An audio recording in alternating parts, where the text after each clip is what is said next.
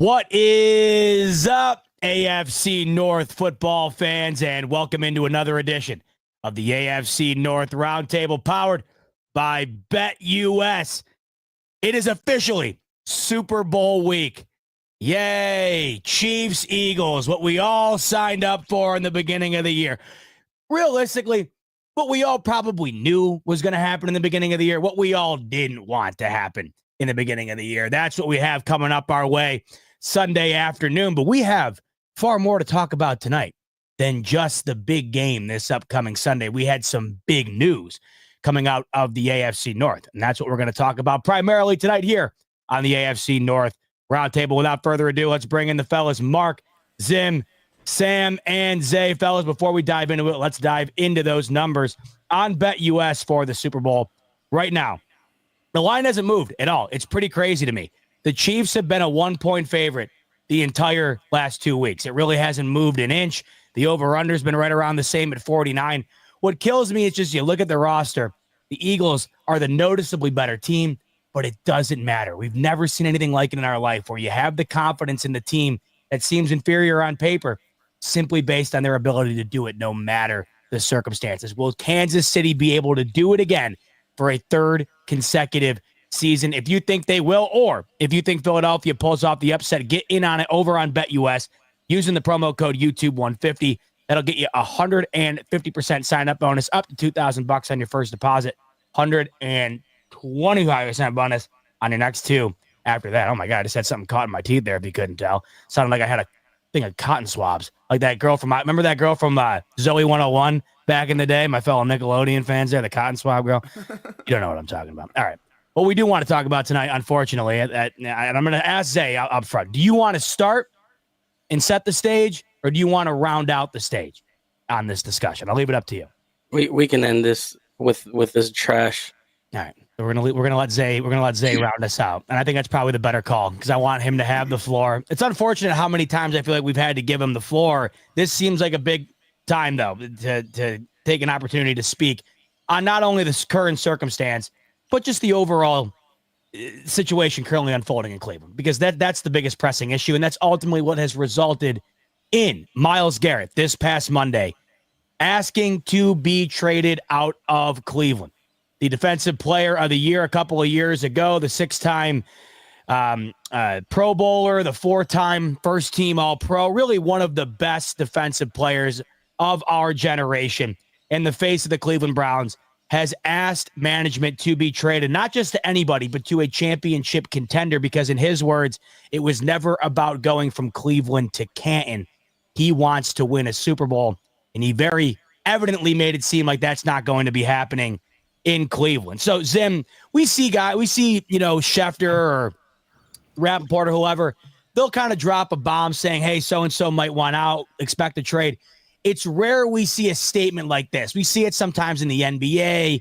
It's not that we haven't seen it before, but a guy of this magnitude coming out online, putting out a statement the way that he did, this sent shockwaves to the point where it took over the entire media cycle the week of the Super Bowl. So you hear Myles Garrett wanting out of Cleveland, your initial reaction on Monday afternoon? In a crazy, weird way, I'm so disinterested in the Super Bowl that I was like, okay, there's something else to talk about. But you know what I'm saying? I'm one of the weird people. As much as I hate the Browns, I do like the spirit of competition. And so like me being able to say like, bro, we beat you with Myles Garrett versus me rooting for them to lose. Myles Garrett is just, I don't know, like that's the part of that I think that's the old school like football fan in me.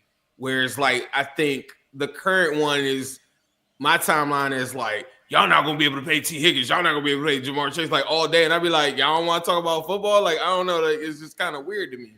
So like I could see it though, like at some point he probably was talking to people at the Pro Bowl and said, bro, like what y'all doing over there? Okay, what y'all doing over there? Oh damn, man, like, and he probably put 2 and 2 together.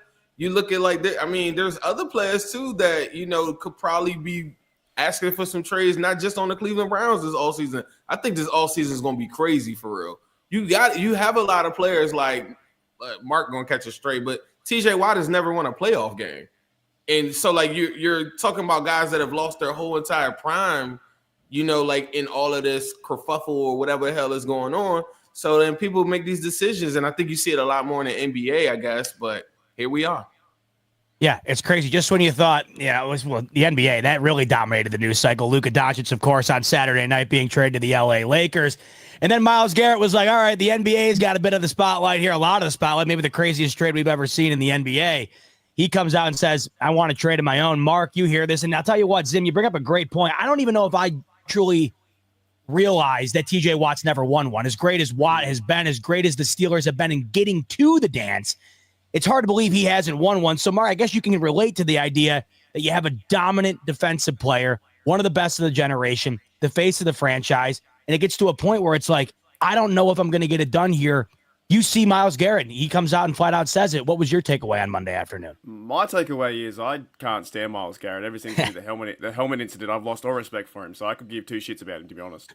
I really don't care. Like the fact that he grabbed someone's helmet and tried to kill him, Mason Rudolph. I'm probably like, I think Steelers fans just have that like that's our viewpoint for him.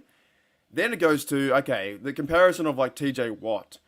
But TJ Watt was on record in the post press conference saying he wants to come back and fight and get things better for the Steelers. Whereas Myles Garrett's like, nah, I'm out.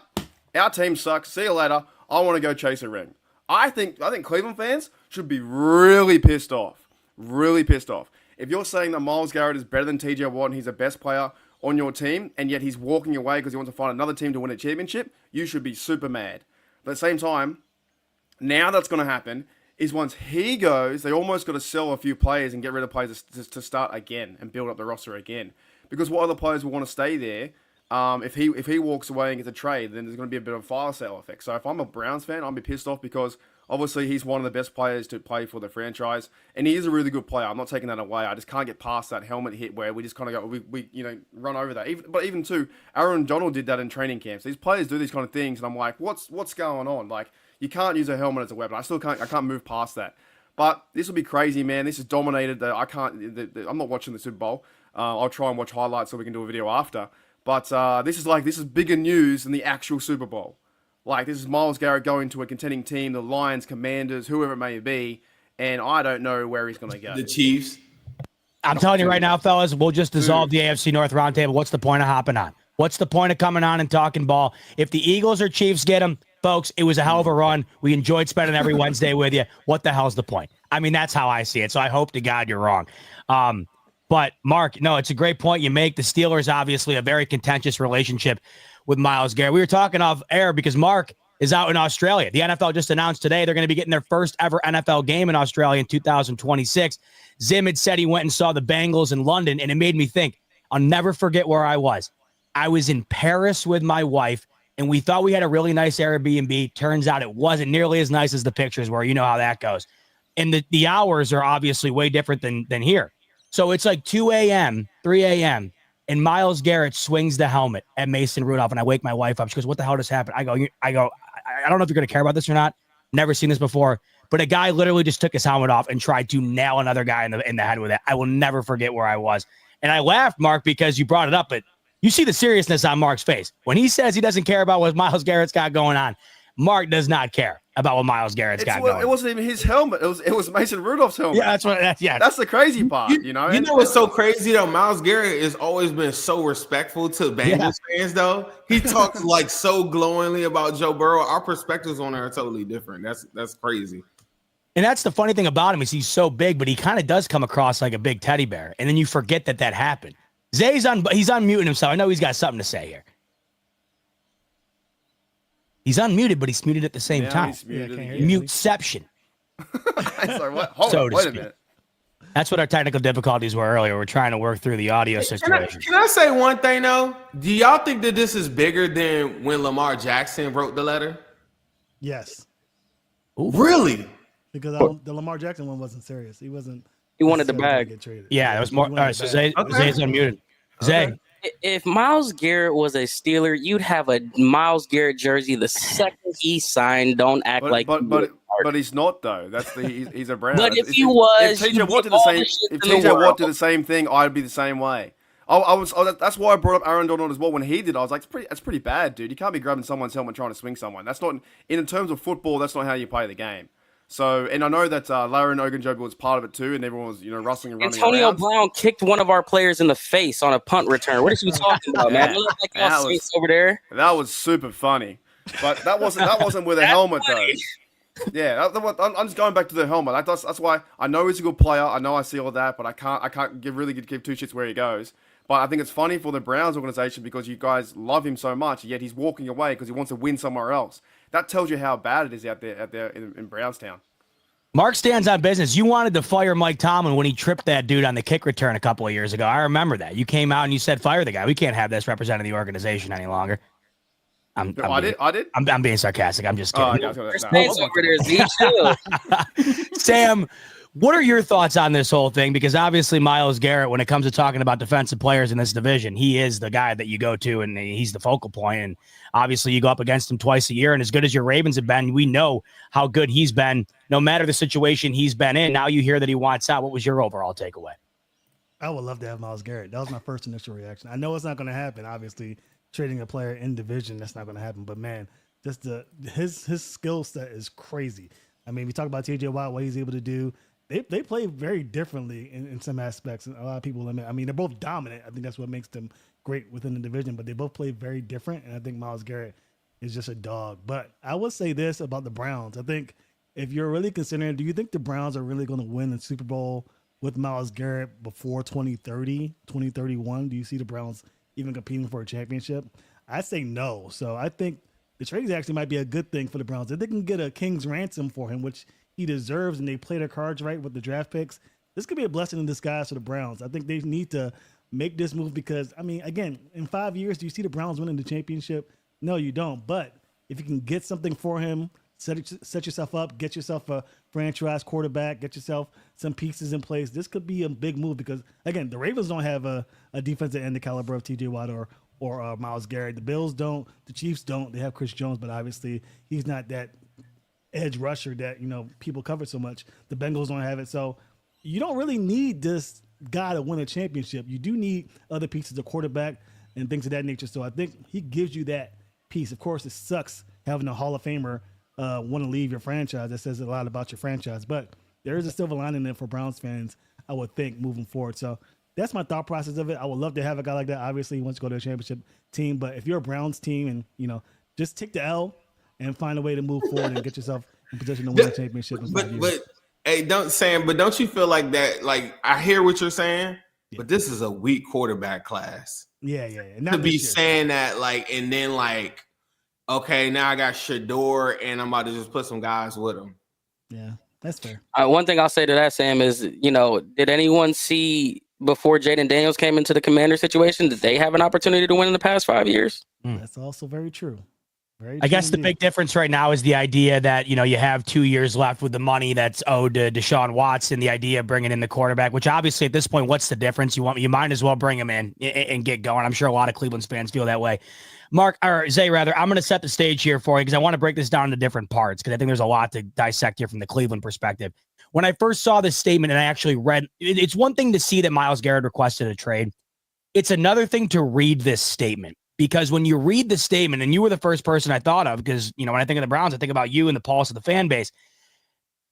Man, it was a gut punch reading the statement. And we'll bring it up here. Obviously, by now, I'm sure the majority of you have read it. I'll skip down to the second paragraph, because this to me is where, man, as a Browns fan, this just, I don't know, sad, sick.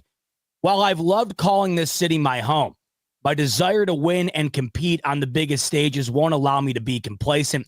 The goal was never to go from Cleveland to Canton. It has always been to compete for and win a Super Bowl. This is what killed me. Putting it in all bold font. With that in mind, I have requested to be traded from the Cleveland Browns. So as if to say, my goal has never been to just be a great player. It's to be a champion. I'm not going to be a champion in Cleveland. Therefore, I want to leave Cleveland. So let's start there, Zay. You read the statement as a fan. Your best player saying that. What was your reaction? What was the overall reaction? Well, my first reaction was, what the hell was the plan that Andrew Berry told him at the exit meeting? That was the very first thing that came to my mind. And then as the tweets started to come out, you started to get more reaction from people. The shot at Andrew Berry, the Andrew Berry's quote was, "Oh, we're gonna do everything we can to get him from Cleveland to Canton," and then he throws that in there.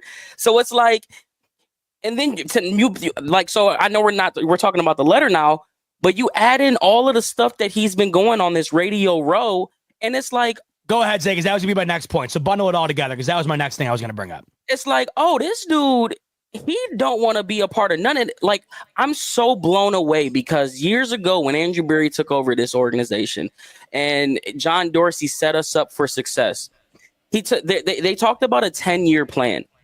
Well, we're coming up on year like 7 or 8, and Myles Garrett's telling you what you want at the end of the season. Not even at the end of the season, a couple months before the end of the season, he's telling you what you want. And all I can think of is, y'all fed him some bullshit. What was at this table where you like, hey, okay, Myles, I'm gonna keep it a bean with you. We're not gonna compete next year. Some wins may fall into our lap. We might not even compete next year. But I promise you, if we draft Shador and then we do this and then we add some pieces, we'll compete in about 3 years. That was the best conversation that you could bring to the table for a walking Hall of Fame talent. So I'm kind of at this point now where I was in the camp of do right by Myles, but seeing him go and embarrass us as a fan base, like you're telling us that it's not, like we love the fans. It's about football. No, you're dragging an organization who has been through the depths of every hell that you can go through. And now the fans we've already been an embarrassment. Look, I'm wearing a shirt that says the Factory of Sadness. We've already embraced it to a point. This is a new low, brother.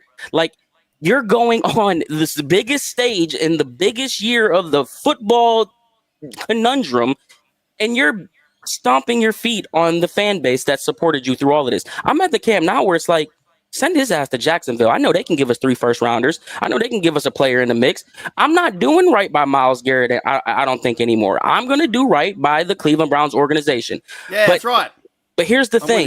Absolutely. Absolutely. But here's the thing. But no, here's the thing. I don't know if I trust. Like, you do that, that means Andrew Berry gets another 3-4 years. Kevin Stefanski gets another 3-4 years. And I already wasn't impressed with what the shit that they were doing. So you get rid of all of this stuff, and then you set up Andrew Berry to have this draft in the next year draft, and then we go 6-10 and 5-12, and you fire everyone, and now you're gonna get rid of the players that you just drafted. So you're in this very weird situation where I talked about it shows ago. All of this is geared towards Brook Park. That's the only thing that these guys are trying to do. How can they set themselves up to get to 2030 or whatever the case may be, so Jimmy Haslam can get all of the glory and be the new face on the new soil that is Brook Park? So you think this has everything to do with a new stadium? That kind of. Oh, this has everything to do with the dollars.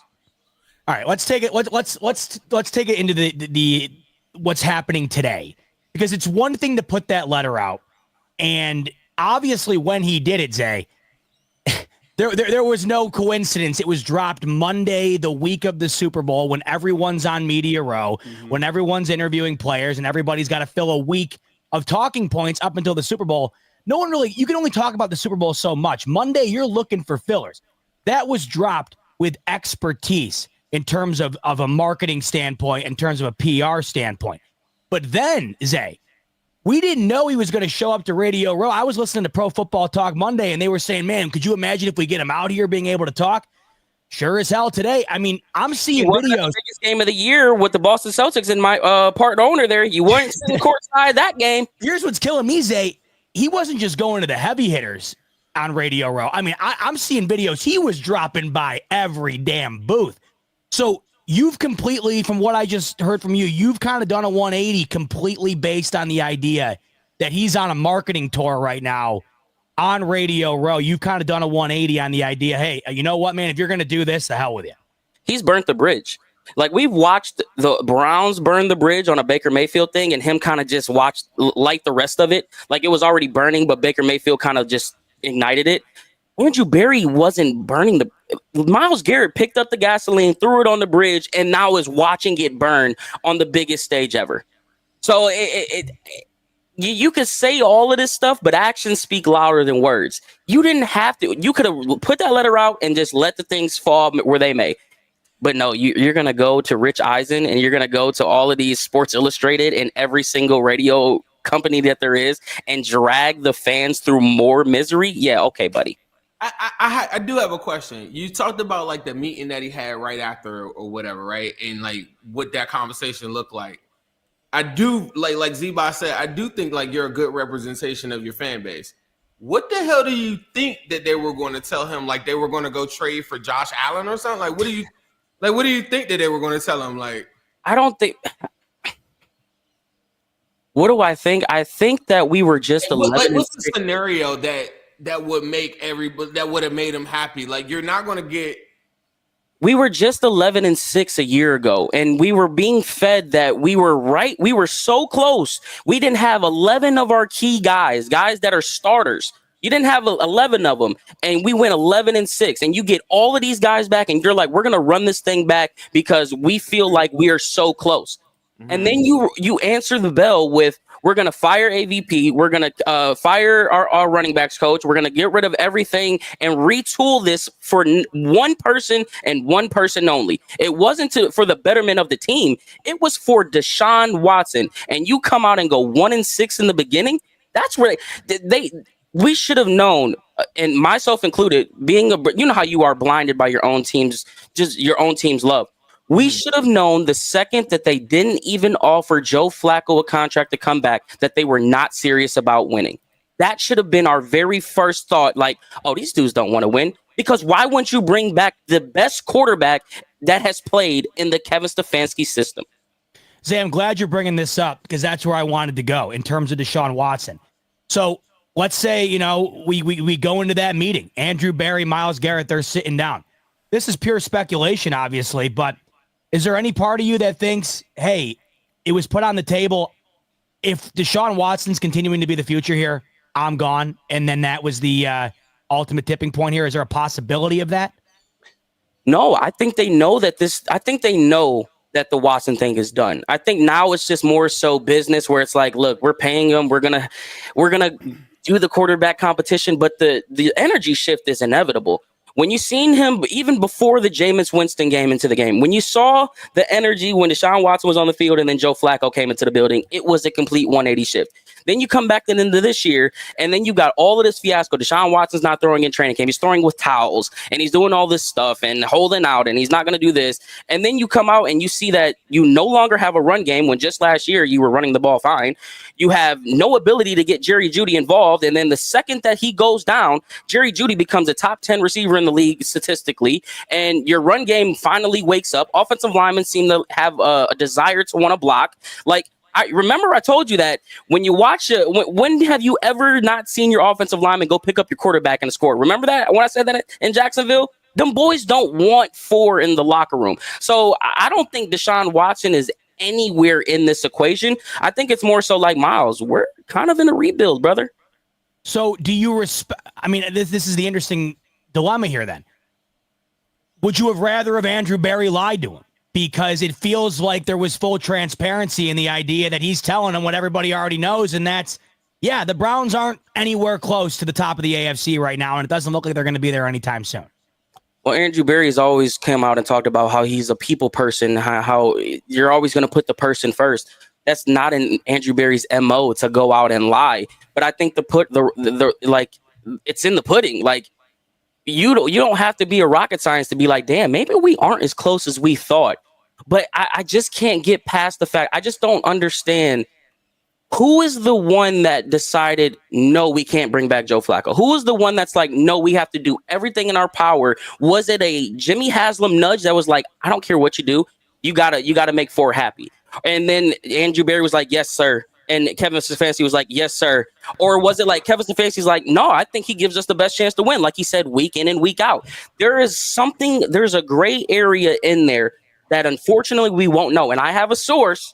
I have a source. I haven't got the information yet. But when this person is no longer on the team, I am going to get the full tea on what the hell is going on in the locker room, and I cannot wait because I need answers. This is the part that's just killing me when you're saying this. I feel like you're doing that thing where you're trying to figure out the blame game or like what could have happened before. I'm going back to the same part. Like, what do you want them to like? That's the part. It's like that Z-Bot is kind of getting at. It's like, this is the reality. Myles Garrett said, I want to win right now. I'm not trying to be part of no rebuild. I don't like, maybe I'll do a retool, but what is that? Kirk Cousins? Like, what is that? And forget everything that happened right now. What do you think would have kept him right there? A quarterback. That's like, see, this is where I'm talking about. We go back, but that's what I'm saying. It's hard to talk about it because no one thought that the Commanders would be playing in the NFC Championship. But can I say, like, are we all in agreement on that? And it's weird because it's like you mentioned, the media had to convince us that Cam Ward would be a number 1 overall pick and that Shedeur is worth the number 1 overall pick. And then you see Abdul Carter come in. It's that Kenny Pickett situation where they're forcing these quarterbacks onto you. Last year it was Caleb Williams, Jaden Daniels. 2020 it was Joe Burrow, Justin Herbert. Like, there were bona fide guys that could alter your franchise. Unfortunately, the Browns are in the right situation just at the wrong damn time. If this had been next year, I think it would have been easier for Andrew Berry to say, hey, we got Arch Manny in the depths coming up. All you gotta do is just wait. You know what I mean? Like, it would be different if there was a bona fide guy that you could be like, he's gonna save our franchise. But then when you look at the free agency pool, I think if you would have brought back Joe Flacco and you would have played that game where it's like, damn, maybe we are just a quarterback away, and Joe Flacco goes on to do, maybe Kirk Cousins does look a little bit more appeasing. Maybe one of these guys, Daniel Jones, you could finesse that, how dumb that may sound, but like, it would have been an easier sell if you saw something other than Deshaun Watson doesn't work. Jameis Winston just threw a bunch of interceptions and you win 13 games. You win, let's just say we go 8-9. It may be an easier sell than being like, we're 3-14, we got to rebuild. How much of it goes back to just the inability to keep Baker Mayfield around? I mean, I know we talk about Flacco, we talk about Deshaun Watson, but it just feels like none of this would be happening if they were just able to make things right with Baker. You know, the thing that sucks with Baker is that this is where you hate giving certain people credit. You know, I don't blame them for taking the shot. Being a Cleveland Browns fan, you don't get the opportunity to go and get, at the time, a top 5 talent, especially when they're on the market. And then not only did you have an opportunity to get them, you were one of the 4 teams that it was broken down to. I think where they messed up, though, was when Deshaun Watson came out and said that he didn't want to, or his representatives or whatever, the story came out that he didn't want to play for the Browns. And then the very next day it was breaking news, Deshaun Watson is the quarterback. And then you find out later that there was a $230 million contract involved. He didn't want to be here from the jump. I made a video. There was a picture. It got over 1 million views, so I know everybody saw it. He had the jerseys lined up. And if you look at the top right corner, what jersey was back there? Atlanta Falcons. He knew exactly where he wanted to go. He never wanted to be here. So the Baker Mayfield thing, I don't blame them for taking a stab at it. And that's why I think they're trying to play this Myles Garrett thing differently, because they burned that bridge before. Well, I don't want to say they necessarily burned it, because they told Baker straight up, like, look, if we got an opportunity to go get a better talent at quarterback or an upgrade, we're going to go do that. And I think Baker should have been the adult in the room, quote unquote, and just been like, whatever, let it play out like Jimmy Garoppolo did. Maybe he would have still been here, but no, Baker was going to be gone as soon as that happened. Was there anything possible? I know you mentioned quarterback, but I don't know. Does Myles Garrett here, Shedeur Sanders, a rookie who we're still kind of like, I don't know at this point, right? You mentioned Cam Ward. I mean, none of these guys are what the 2018 draft was. None of these guys are what the last year draft seemed to be, right? So it's all kind of not that it isn't every year, but it seems more so than ever this year. We're throwing darts at a board and we're hoping it hits on something. Beyond that, was there anything, and this is kind of what Zim was alluding to, was there anything that was going to go down in that meeting that was going to have Myles Garrett walk out of there and say, you know what, I'm staying in Cleveland? Not saying that you're 2 to 3 years away. Like, I think do you not think he knows that, especially the way he ended the season with the press conference, the way what he had said and whatnot? I think he knew it, like, but I think it would be different, because it'd be different if it's like, hey, there's a possibility that we could go to the Super Bowl next year. If we play our cards right and do this and this, Mary Kay came out and said that wasn't the case. It almost sounded like she straight up said that we're not competing next year. We're like, we'll play serviceable. We'll win some games. But if you're looking to win a Super Bowl, you're going to have to look a couple years down the line. And I think that's where you drop the ball at. You may have had to fluff it a little bit in what Zim was referring to.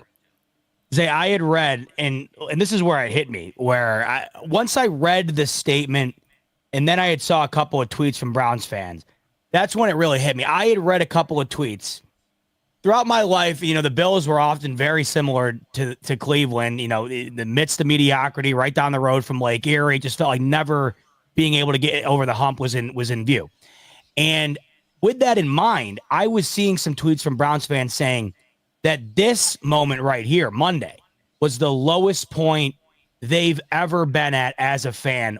Why do you think that is? Out of all of the things that you even mentioned earlier, that just the depths of hell that Browns fans have just hiked through for years now, why was Monday the breaking point for so many people? Because how often do you get homegrown talent that's a Hall of Famer? I mean, we've already damaged Joe. Like, Joe Thomas is known as the ringless greatest left tackle to ever play the game. Who wants to be known as that? And then when a guy who not only embraced your city, is part owner in your other team in the Cavs, and is just literally the best pass rusher in the league, it's the one thing that Browns fans can cling to. It's like, yeah, we suck, but we got the defensive player of the year. You know what I mean? It was a moral victory in a sense for how Browns fans play it. And I think when you see your best player come out and say, yeah, y'all don't have a shot at winning, it's like, damn, we know that, but now you're saying that. And that's just, if he's doing that, what are the other players in the locker room thinking? Like, how are you going? I mentioned this on shows previous. I mentioned this for so long. I said, oh, yeah, we going down that path where it's like, how are you going to convince players to come here, let alone the guys that are already here want to stay? And I didn't think that it would get Myles Garrett-esque. Like, maybe some of those other players, maybe a Denzel Ward, maybe David Njoku. David Njoku would have been a perfect example. But for Myles Garrett to just straight up tell you, that's a gut punch, man.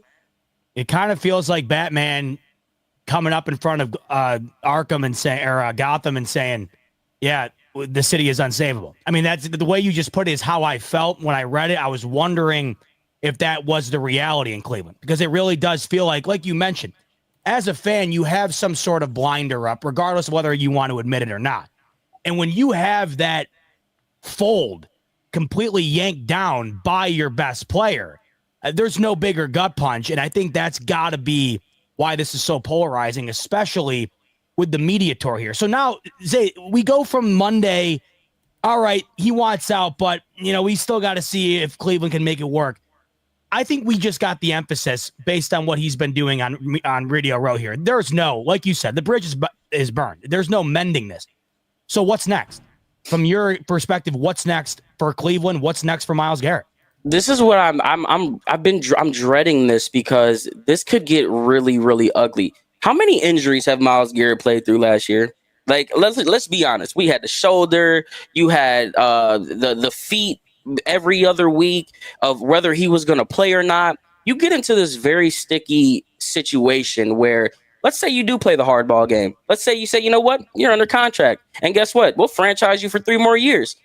Next year comes up, it's week 2. Oh, damn, my shoulder hurt. I can't play this week. My feet.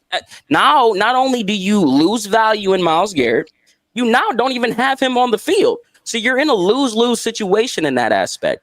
So it's almost as if, like, the Browns, as much leverage as the Browns have, the leverage isn't as great as you would want it, because Myles Garrett is a soldier. We know that, but he wants to win. He's not going to put himself through a situation where I'm going to come out here and play through this feet injury again. I'm going to come out here and play through the shoulder soreness. So it's like, you can't go into next season with an unhappy Myles Garrett, because he'll lose value another year on his contract. He'll be 30 next year.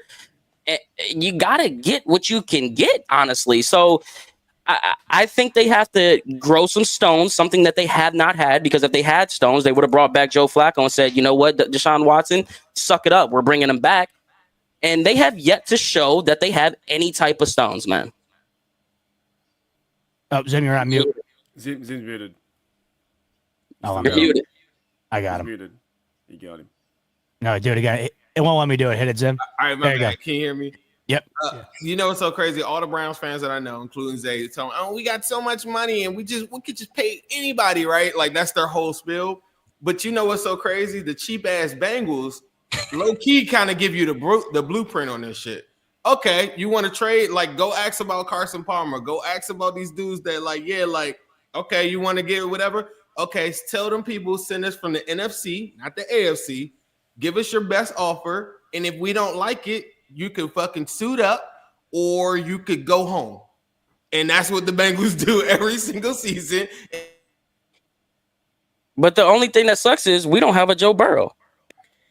Yeah, we didn't have a Joe Burrow before either. And like we just got a King's ransom coming back because I think the Cardinals like did something stupid and then we ended up getting that. And then remember AJ McCarron, we were going to get that deal, whatever. But like The one that didn't go through because of the facts. But you made a real key point, and I had this struggle with our fan base a lot of times. Like, yeah, I am pro player. I interview players all the time, and I talk to players all the time, stuff like that. But me winning as a Bengal fan takes precedent over all of that. So Jersey on the front is more important than the one on the back. 100%. So, like at the end of the day, like if it ain't going to make our team better, I'm not interested in that shit. So, like, you say like 3 firsts. I don't think you would get that because now everybody has seen the bridge burn and the disgruntled, guy or whatever. But I do think you would get a first, like how Sam opened the show. I think you get a first, probably a conditional first for like a stupid team. And I send them off to like somewhere that has nothing to do with the AFC North. That's what I would do. You know what scares me in that situation, and it should scare everybody in this circle, is that let's say he does do that, right? Myles Garrett is going to have to sign a contract extension. So it's like knowing who you're going to trade to. Is he going to – are they going to – let's just say it's the Titans. Like, let's play that hypothetical. I've seen people say, well, what if they trade him to the Titans and get their number 1 pick this year and do something like that? Well, is Myles Garrett going to sign with them afterwards, right? So let's just say he doesn't. Let's just say a team is dumb enough to give us the haul and Myles Garrett doesn't sign an extension. Where do you think he's going to go? He going to look at this AFC North and be like, oh, I got an organization with Lamar Jackson, who I've already talked about plenty of times that I would love to play with. And then the Steelers organization, that they're just a franchise that gets it right. And then, oh, wait, you got Joe Burrow, like now you're talking about him coming back into the AFC North and making a statement and winning or the Bills. The Bills doesn't bother me as much as these guys or the Chiefs, but like that's what I'm thinking of. But I think if the King's ransom suitor will already, that's where the communication will have to happen in place and be like, Myles, I get what you're saying or whatever, but like we need to know. Your agent needs to go like that. I don't know who his agent is, but your agent needs to go and work out. These are the 2 teams or whatever. Go work out whatever you're talking about with them and then come back with us or whatever. And then we'll come back and we'll finalize the deal. Generally, that's how that will work, like under the table. As soon as he gets over there, like we sent Joe Mixon to the Texans for 7. They already had an under the table deal for him to get the extension. It was announced like a couple of days later. Yada yada yada. Shit is over. Remember, L'Jarius Sneed did that with the Titans as well too. They tagged in and they traded. He knows where he wants to go though. That's the thing. Like, if you listen to that sports. I don't know. But if that Sports Illustrated clip where he asked him and he was talking about, that's one of them, honestly. But that interview with the Sports Illustrated where he's like, what about the Commanders? They need a pass rusher. He went on and talked about that. But when you listen to him, you're just like, he knows where he wants to go. And then he throws in I know there's some offers that are probably being out there that are probably enticing. I hope that the Browns can do something we can meet in that middle. Like he's hoping that the Browns do right by him. And that's where I'm nervous as a fan because I know Andrew Berry and how he operates. They put people before business decisions. Like, oh, this guy's a good guy. I want to do right by you. Like they did with Nick Chubb, like they did with Joe Tom, like they do with all these quote unquote homegrown talents. If they do right by Myles Garrett and get not the maximum price, they deserve to be fired the second that trade goes down. All right, Zay, let's be realistic here. When I ask you, because obviously everyone's answer would be, oh, the best way to get in the good graces of a fan base would be to host a trophy or get to a Super Bowl or hell, I mean, just make the playoffs again or whatever. As it stands right now for Cleveland, it's just not set up right now for success on the field. This is ultimately why we're having this conversation. What does Cleveland have to do, should they obviously inevitably move off of Garrett here? What do they have to do, in your perspective, to gain some goodwill back from this fan base in 2025? What can be done to start making strides here? Oh, the one thing that would bring they would probably throw a parade if it happened, is Jimmy Haslam selling the team. Now, we know that's not happening, but if Jimmy Haslam sold the team, which I think is kind of stupid too, like I think Jimmy Haslam gets a lot of blame, but I think he's also stubborn and hard-headed. Why isn't this thing scrapped? Why is Andrew Berry getting a third opportunity to go through this again? Why is Kevin Stefanski getting another opportunity to do this?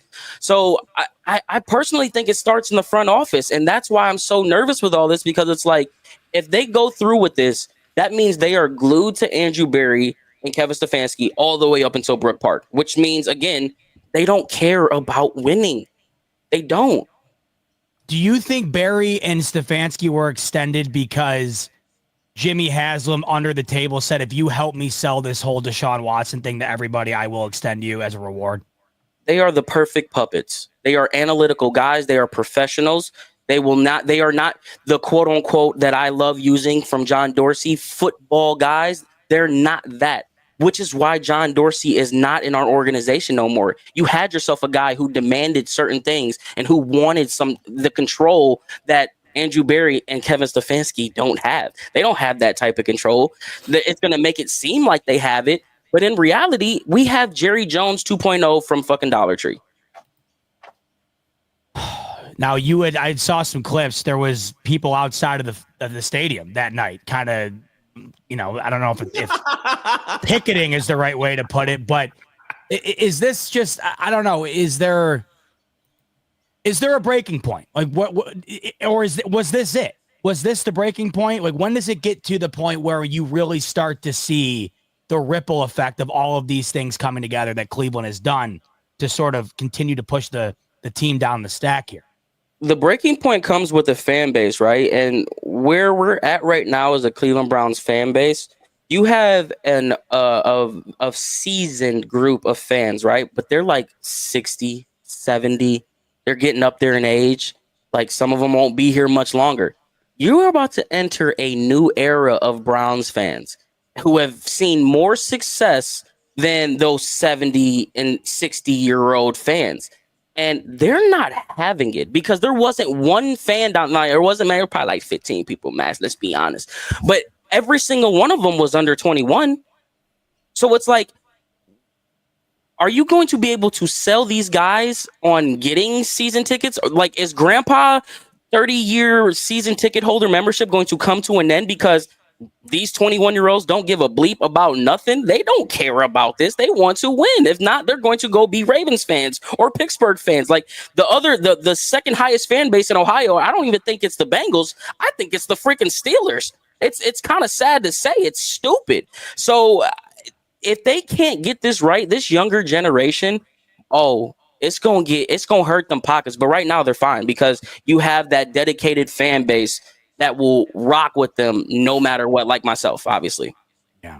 It's going to be unbelievable to see how it all unfolds this offseason for sure. If you want to be in on the know, by the way, if you like conversations like this and you want to continue to get more and more of it, want to let you know that I didn't mean to click that one. Yeah, no. If you want more of this, then yeah, we got to get the technical difficulties figured out. No, what we do have coming your way is an exclusive Discord channel, by the way. We're allowing 250 people in off the jump. We just launched this. Here's the link on your screen. The link is in the live chat. It'll also be in the main chat below. First 250 people are in.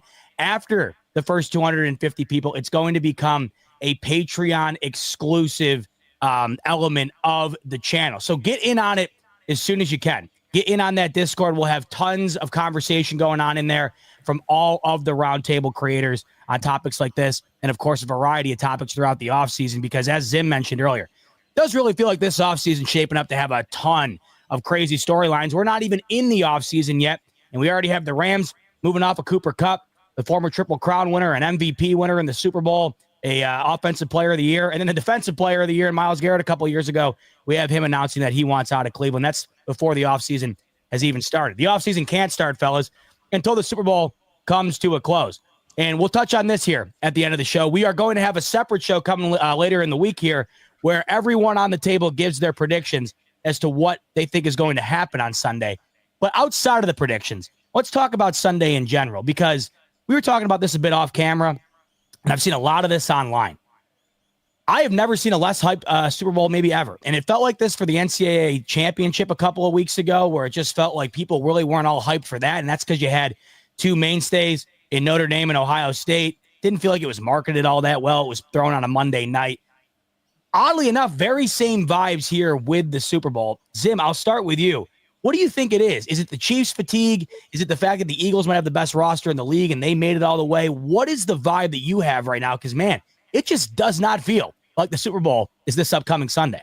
I think one of the main things is from a fan perspective, you got two of like public enemy number ones too. So like, although we're representing the AFC side, like I live in Washington, D.C., they hate the Eagles here.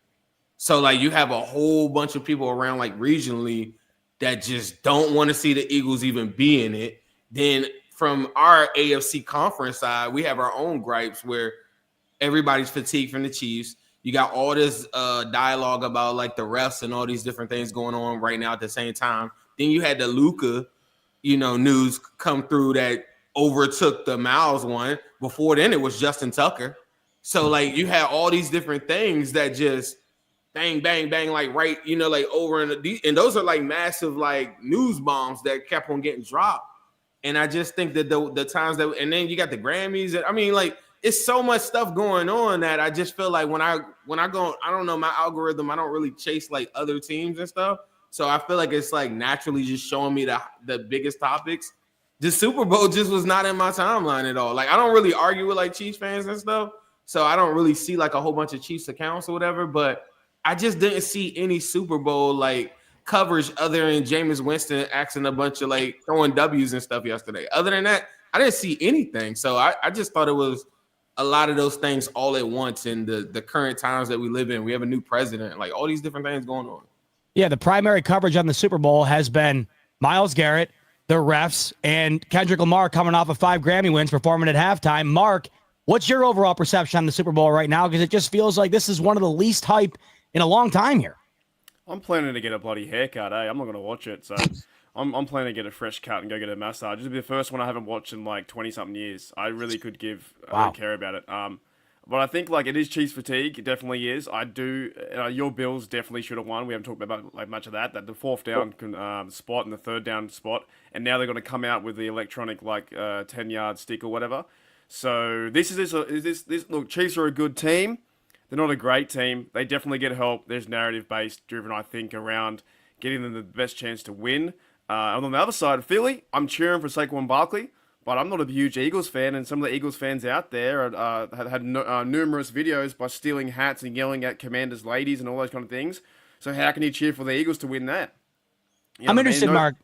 I'm interested. Like, there's big soccer fans in the States, but it's not anything close, obviously, what the NFL is. But when the World Cup rolls around, it's soccer heaven over here. I mean, it's all you hear about. Everybody's locked in. Even me, I love watching it. I'm interested from your perspective.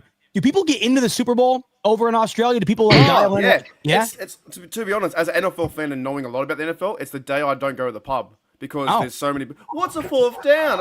When do we get the ball? What's the flag? What's that? Who's the quarterback? Can the punter throw? It's like fuck, man. Some of these people wearing jerseys have no idea who they even exist. Like, because I know so much about it and I love the game so much, I cannot be around. And by the way, Rams game in 2026, I'll go there, but you'll see some good fans who know some stuff, but you'll see fans that have absolutely no idea why they're doing things or what the false start is, or why don't we get the ball back? The hardest one is when do we get the ball back? You know what's funny about that, Mark? Though, I don't think we even know. We don't know what a first down is. We don't know what a catch is. We don't know what anything is. We don't know what a damn thing is. It's a perfect game for the Aussie fan. No, it is pretty big over here. Like, it's getting bigger. I listened to the press conference today when they announced an international game. Apparently, over 7 million fans now are following football. We have like an academy up north in Queensland. It's getting bigger and bigger. So maybe I shouldn't give our Aussies too much flack. But it does become frustrating when I went to an event this year, the Eagles versus Packers game down in Bondi, and I was talking to a girl, and I was like, "Oh, who do you go for? You go for the Eagles?" And she went, "No, I just wear the jersey." I went, that's part of the problem. You know what I mean? Like, it's fun to be there and be all part of and stuff like that, and celebrities go on Super Bowl. But for Australians, we love a good drink, so it's going to be out 10, 11 a.m. You go to the pub, people have Monday off, or you have you just have, like, take the Monday off, or you have a half day or whatever, and you celebrate and you watch the game. But to me, as an NFL fan, it's fatigue, it's Chiefs. I think they have a good chance to win it, three-peat. I can't stand at the moment Travis Kelce. I've got a bet on as well. I think Kelsey's going to propose to Taylor Swift. So it's like What'd you get it at? What line did you get it at? In my Australian language, like $9. It might be your plus like 1,000 or something. I don't know how it works. So you get every dollar, you get $9 back. So honestly, wow. That's close to 9,000. You know, we're in a unique perspective, by the way, on this roundtable. Listen, I think 31 fan bases outside of Kansas City hate Kansas City.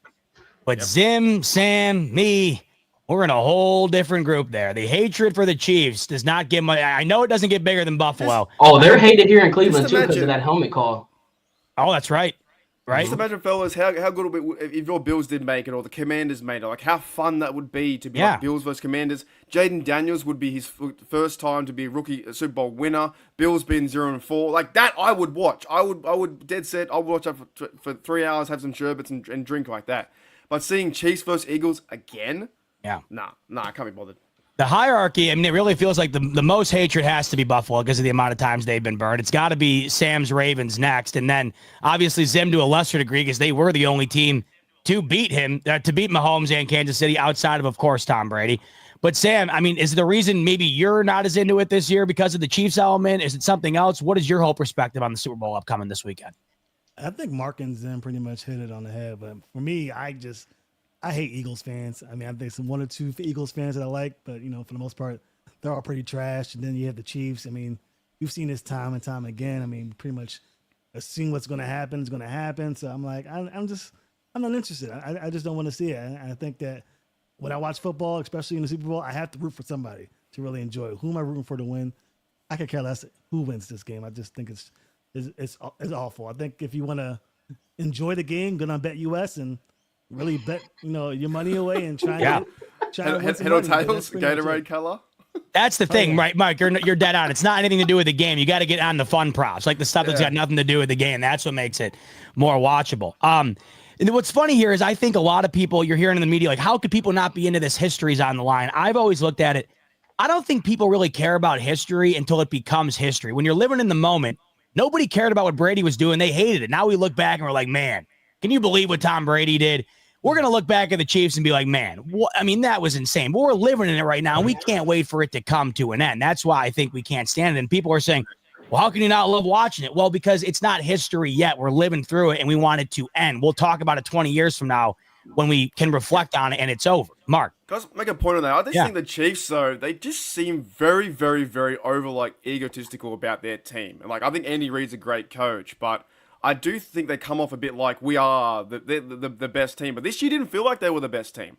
I feel like they could be beaten in certain parts. But they knocked off the best, though, along the way. Yeah, but I just feel like I just can't. I think that Kelsey has turned into the new Gronk. I didn't never like how Gronk was.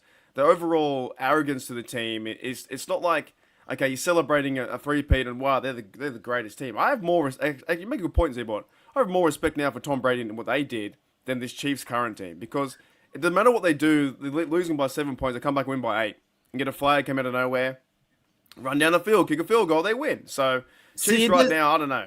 It doesn't feel as impressive to me in real time. Like Z-Bot is making a good, argument. When the Patriots were doing their thing, mind you, I'm not in the AFC East, so I don't have the hate for the Patriots probably like a Bills fan would have, right?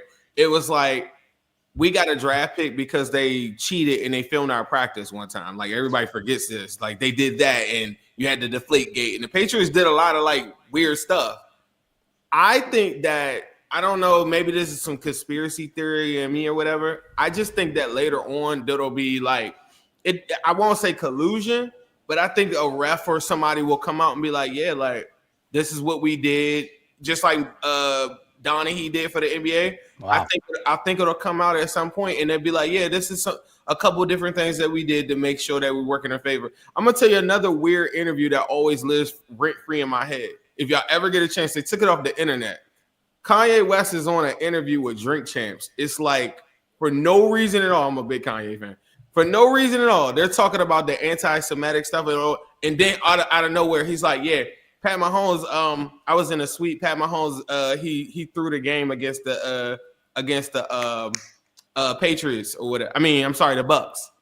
And then it was like, why would he do that? It was like because they told him he was going to win a couple more after that. And then because they're not football fans, they just like went to the next subject. And I was like, what? What did he say?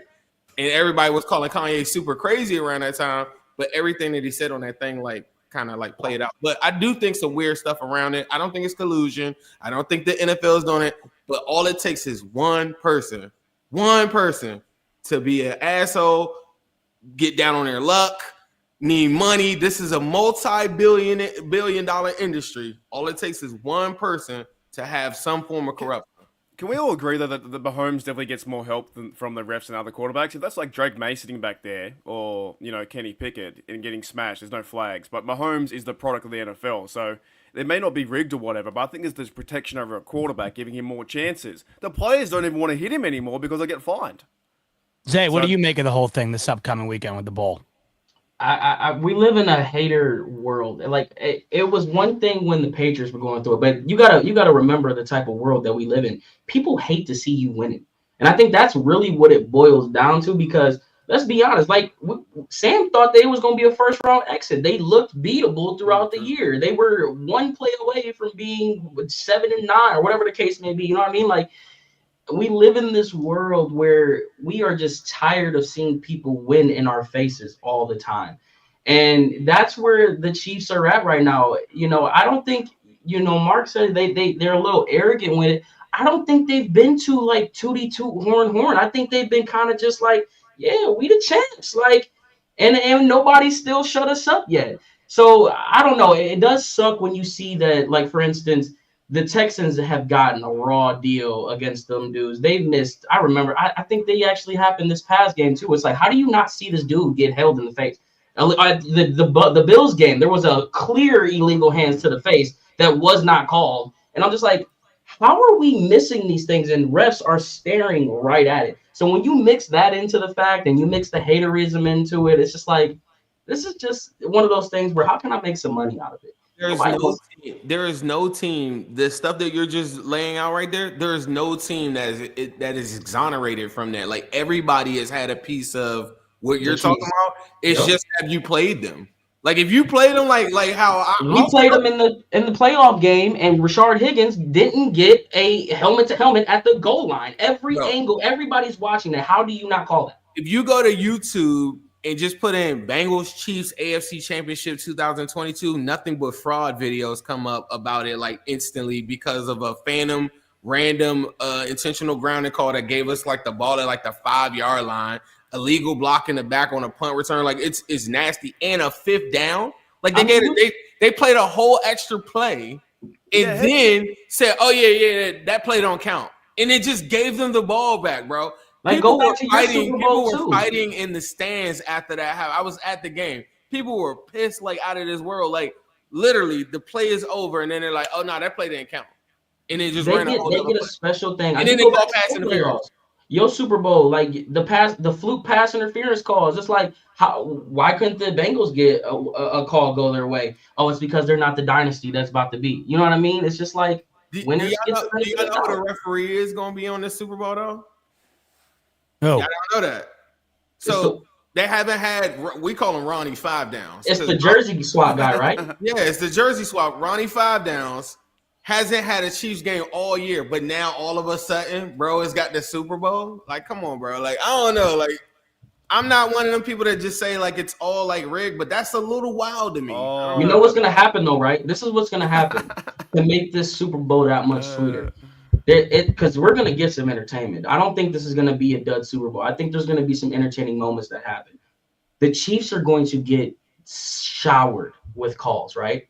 And Patrick Mahomes and them are going to find a way to galvanize and come back down 10-3 or come back from some hole, and this is going to be the championship where it's like, yeah, the refs said that we could do it without the refs. Well, how about now? And then that's when you'll see the tooting of the horn. Something is going to happen to where, okay, refs getting a little bit too much flack. Let's put them behind the Oh my God. That's what's going to happen. I'm telling you. Oh my God. That's going to be the nastiest ceremony when they get up on the mic and be like, you jabronis, because y'all saw the questions that they asked them about the refs. Bingo. I was about to say that. Can you imagine them winning the game now after all of that? They got like rocket fuel to be like, yeah, I thought the refs were on our favor. Like, what's our favorite ref now? Like, they're going to go crazy at that point. Mark, you said that they're arrogant now. They're going to go crazy to win this game.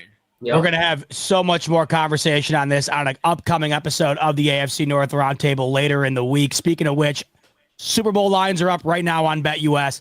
The Chiefs are a 1-point favorite on BetUS. The over-under is 49. Get in on the action using the promo code YouTube150. That'll get you 150% sign-up bonus up to $2,000 on your first deposit, 125% bonus on your next two after that. Also, on your way out the door, as I mentioned earlier, we're launching an exclusive Discord channel. The first 250 members that sign up are in on it for life. After that, we're closing it off for Patreon members only, so make sure to get in on it. Link is on the screen right now. It's in the live chat. It will also be in the main comment section as well. And then on your way out the door, like button if you could, and subscribe button if you could. Once again, Super Bowl preview episode coming your way later in the week. That's going to do it for us here tonight. And we look forward to seeing you on the episode this upcoming week. For Zim, for Mark, Sam, and Zay, I'm your host, Zbot. Thanks so much for tuning into the AFC North Roundtable, and we'll see you on the next one.